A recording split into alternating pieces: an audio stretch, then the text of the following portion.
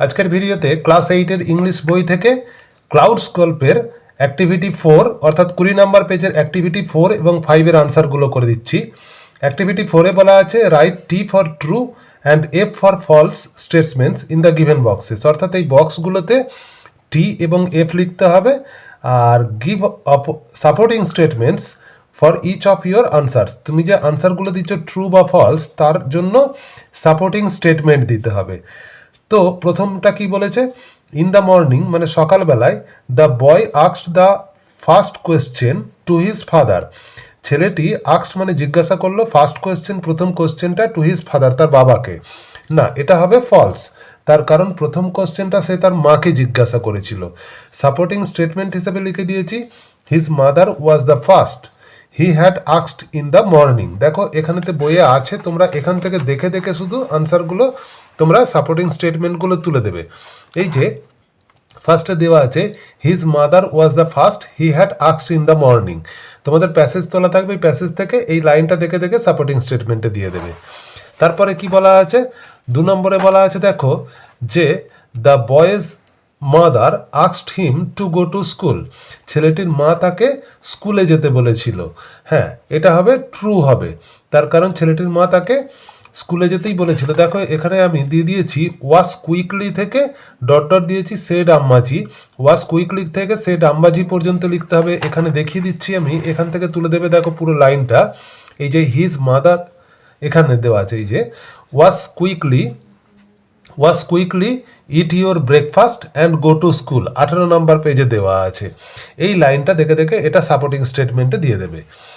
তো তারপরে কি দেওয়া আছে না, when the boy got up in the morning, ছেলেটা যখন ঘুম থেকে সকালবেলায় উঠলো, হি স দ্যাট সে দেখতে পেল দ্য স্কাই ওয়াজ ক্লাউডলেস, যে আকাশটা কেমন হয়ে গেছে, ক্লাউডলেস মানে আকাশে কোনো মেঘ নেই।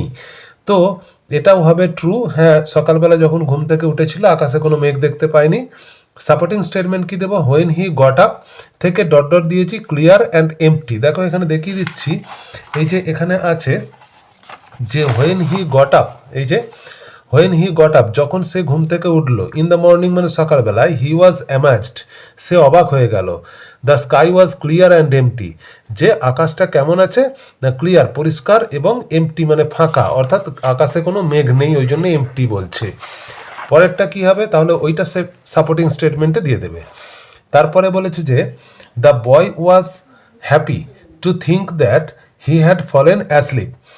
ছেলেটি দ্য বয় ওয়াজ হ্যাপি মানে ছেলেটি খুশি হয়েছিল টু থিঙ্ক এটা ভেবে that he had fallen asleep যে সে ঘুমিয়ে পড়েছে। এটা দেখে কি সে তাহলে সে ঘুমিয়ে পড়েছিল এর জন্য কি সে খুশি হয়েছিল, না এটা ফলস হবে। এটা লিখবে কি ইট স্যাডেন্ড হিম থেকে অ্যাসলিপ পর্যন্ত। দেখো আমি লাইনটা দেখিয়ে দিচ্ছি বইয়ে কোথায় আছে, এই যে 19 নাম্বার পেজে চলে যাও। 19 নাম্বার পেজের নিচের দিকে দেখো দেয়া রয়েছে এই যে ইট স্যাডেন্ড হিম, এটা তাকে দুঃখ দিয়েছিল। টু থিঙ্ক এটা ভেবে that he had fallen asleep যে সে ঘুমিয়ে পড়েছিল, তাহলে সে খুশি হয়নি, সে দুঃখ পেয়েছিল, তাই জন্য এটা হবে ফলস। নেক্সট আছে অ্যাক্টিভিটি 5। তো অ্যাক্টিভিটি 5-এর কোশ্চেনের আনসারগুলো করে দিচ্ছি। দেখো যে অ্যাক্টিভিটি 5-এ কোশ্চেন কি আছে, 1 নম্বর কোশ্চেনটা আছে which question haunted the boy. Which question মানে কোন কোয়েশ্চেনটা, হন্টেড মানে তাড়া করে বেড়াচ্ছিল, দ্য বয় মানে ছেলেটিকে।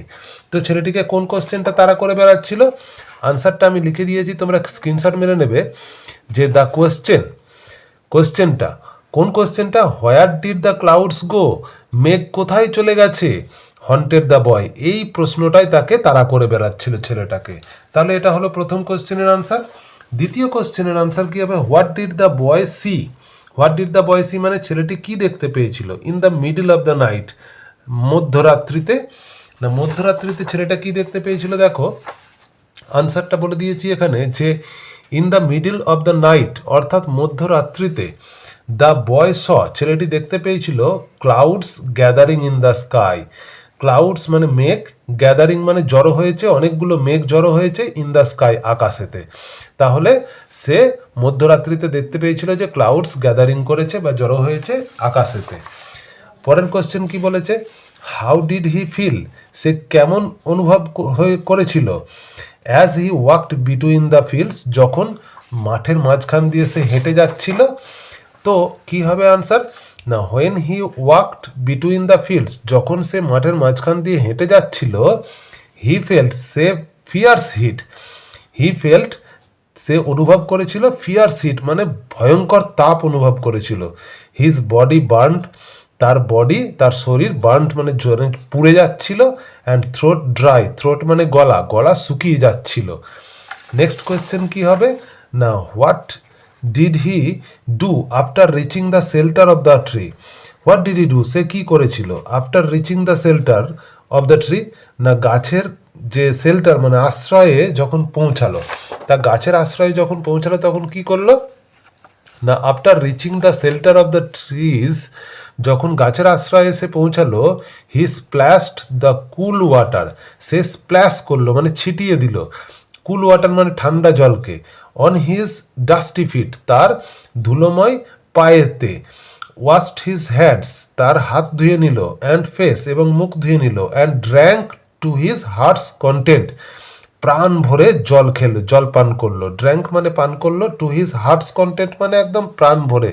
তাহলে এই পর্যন্ত প্রত্যেকটা কোশ্চেনের আনসার করে দিলাম, নেক্সট ভিডিওতে বাকি অ্যাক্টিভিটিগুলো করে দেবো।